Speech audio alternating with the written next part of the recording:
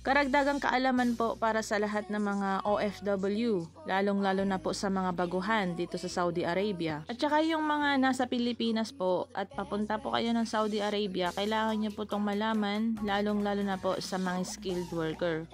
Yung mga household worker, hindi naman ito ginagawa ng kanilang mga amo. Bihira lang, lalo na pag mabait ang inyong amo.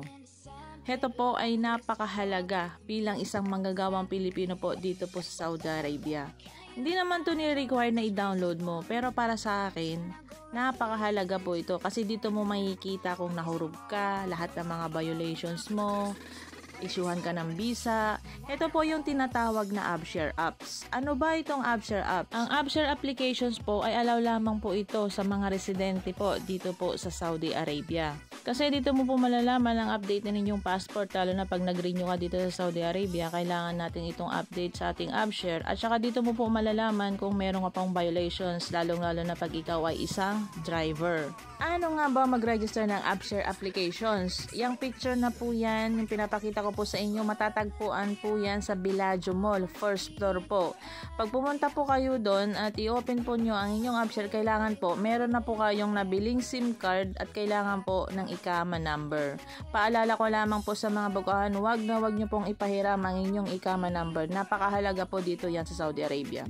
Magandang balita po para sa lahat ng mga OFW na umuwi po ng Pilipinas at ang gamit po nila ay re-entry visa. Yung hindi po nakabalik sa kanilang employer hanggang sa ma-expired po ang kanilang mga re-entry visa. Dati po kasi pag hindi ka nakabalik agad sa iyong employer at ang gamit mo ay re-entry visa dahil nagbakasyon ka, automatic po na ban ka ng 3 years. Pero ngayon po, ayon po sa Jawasat, tinatanggal na po ang ban na 3 years na yun pag hindi ka nakabalik sa iyong amo at ang gamit mo po ay re-entry visa. Sa lahat po ng mga nagtatanong, yung umuwi na po ng Pilipinas at ang gamit po ay re-entry visa, heto na po ang inyong mga kasagutan.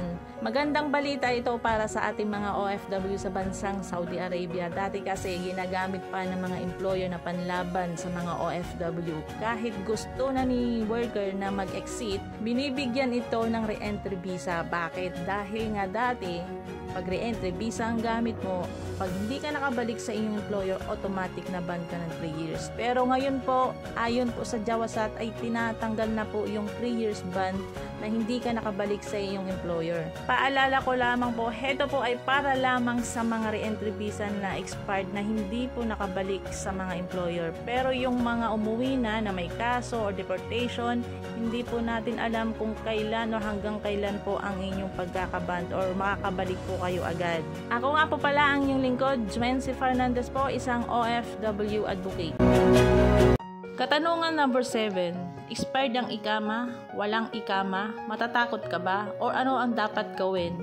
Unahin muna natin ang expired ang ikama. Heto po ay para sa mga skilled worker. Kung expired na po ang ikama mo ng ilang buwan, maghanap ka na po ng ibang employer na magkakapil po sa inyo.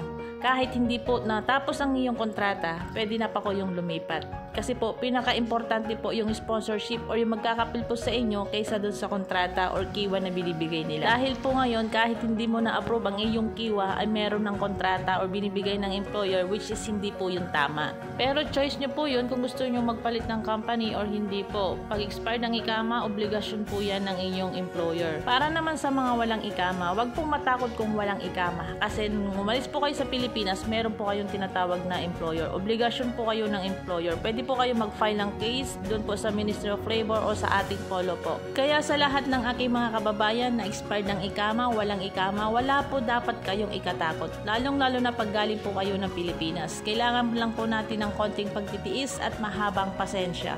Pero pag ikaw po ay nag-transfer sa ibang company, siguraduhin po natin na inyong ikama or sponsorship po ay nakakapil na po sa inyong lilipatan para hindi po kayo mahurog ng inyong dating employer. Para sa karagdagang katanungan po, pwede po kayong pumunta sa ating MWO or Polo po para makausap nyo pong formal ang ating mga well officer po.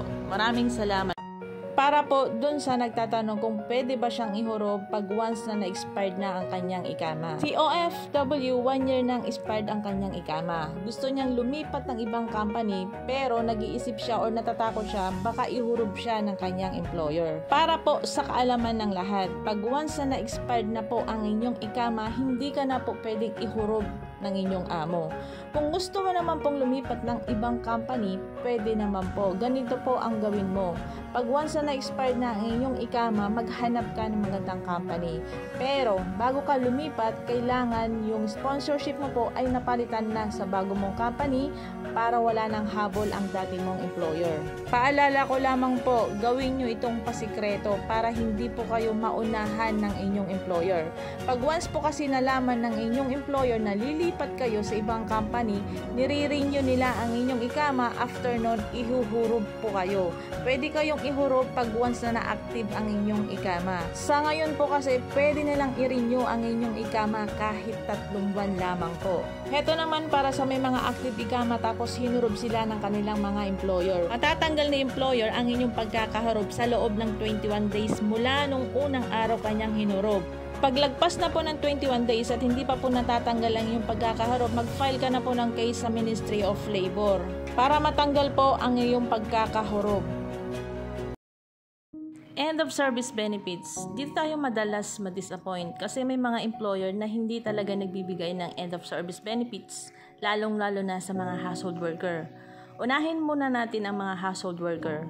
Ayon sa Human of Resources, Social and Development, pag ang isang kasambahay nagtrabaho sa isang amo sa loob ng 4 na taon, meron siyang matatanggap na end of service benefits katumbas ng 1 buwan na sahod bago ito umuwi sa Pilipinas. Pero pag si kasambahay ay natapos lamang ang kontrata niya ng 2 taon at uuwi ito ng Pilipinas, wala siyang end of service benefits. Meron lamang siyang free plane ticket pa uwi ng Pilipinas. At kung sila naman po ay magbabakasyon pag natapos ang kanilang 2 taong kontrata, wala din po silang matatanggap na vacation pay. Ang vacation pay po ay depende po sa inyong employer. Para naman po sa mga skilled worker.